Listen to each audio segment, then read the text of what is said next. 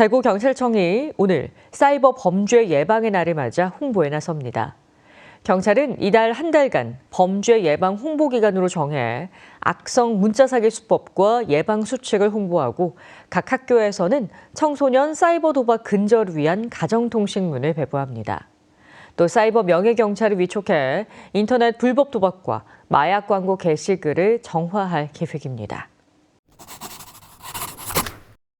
안녕하십니까. 로우킥의 이동훈입니다.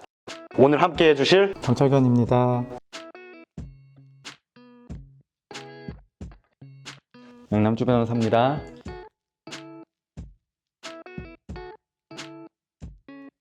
네, 오늘은 우리 사회에서 점점 더 큰 문제로 떠오르고 있는 이슈에 대해 다뤄보려고 합니다. 특히 청소년들의 온라인 도박 문제와 그로 인해 발생하는 법적, 사회적 문제에 대해 이야기를 나눠보겠습니다. 양남주 변호사님, 오늘의 주제는 어떻게 되죠? 네, 오늘은 청소년들이 빠지고 있는 온라인 도박의 심각성에 대해서 얘기해 보려고 합니다. 청소년들이 온라인 도박에 빠지면서 발생할 수 있는 문제점들이 참 많습니다. 맞습니다. 특히 청소년들이 도박 자금을 마련하기 위해 친구들에게 돈을 빌리거나 부모님을 속여 용돈을 받는 경우가 많아지고 있는데요. 더 심각한 것은 사채업자들이 청소년들에게까지 손을 뻗쳐 도박 자금을 빌려주고 그 부모들에게까지 채무를 독촉하고 있다는 점입니다. 먼저 청소년들이 온라인 도박에 빠지게 되면서 어떠한 문제들이 발생할 수 있는지 설명드리겠습니다. 이들은 친구들에게 도박 자금을 빌리거나 부모님을 속여 용돈을 받아 도박을 계속하는 경우가 많습니다. 이 과정에서 청소년들이 도박에 중독되어 공부에 소홀해지고 그 자금을 마련하기 위해서 범죄로까지 이어지는 경우가 많습니다. 네, 뿐만 아니라 사채업자들에게 고금리로 돈을 빌리는 경우가 많습니다. 이 채무는 청소년 본인뿐만 아니라 그 가족들에게까지 큰 피해를 줄 수 있죠. 사채업자들이 청소년과 가족에게 끊임없는 독촉과 협박을 가해 큰 심리적 압박을 받게 되는 상황이 종종 발생하고 있습니다. 정말 심각하네요.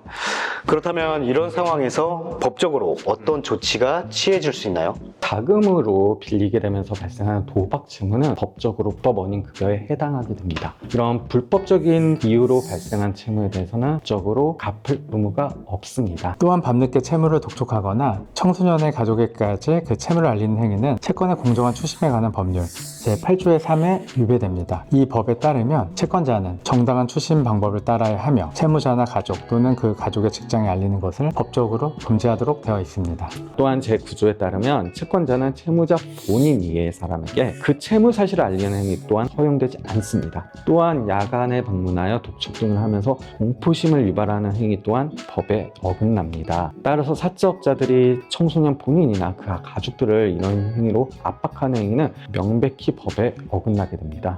사채업자들이 청소년들에게 돈을 빌려줄 때 20%를 초과한 고리로 빌려주는 경우가 많습니다. 이는 명백히 대부업법 위반입니다. 우리 대부업법 제6조에서는 법정 최고 이자율을 초과하여 이자를 받을 수 없도록 규정하고 있으며 현재 법정 최고 이자율이 20%입니다. 사채업자들이 청소년에게 돈을 빌려주면서 연 20% 이자를 초과하여 받는 것은 불법이고 이를 위반할 경우 엄중한 처벌을 받게 됩니다. 사채업자와의 법적 분쟁 시 이러한 부분을 명확히 알고 대응하는 것이 중요합니다. 네, 오늘은 특히 정말 중요한 정보였던 것 같습니다. 청소년들의 온라인 도박 문제뿐만 아니라 불법 채무에 대한 법적 대응 방법까지 알 수 있었던 좋은 시간이었습니다. 청소년분들은 온라인 도박에 빠지지 않도록 주의하고 법적 대응에 대한 정확히 알고 대응할 수 있었으면 좋겠습니다. 다음 시간에는 유익한 법률 이야기를 가지고 다시 찾아뵙겠습니다. 시청해주셔서 감사합니다. 유익한 법이야기 로우킥, 좋아요, 구독, 알람 설정 안 하셔도 됩니다. 왜 안 해요? 자, 인사하실까요? 감사합니다. 감사합니다.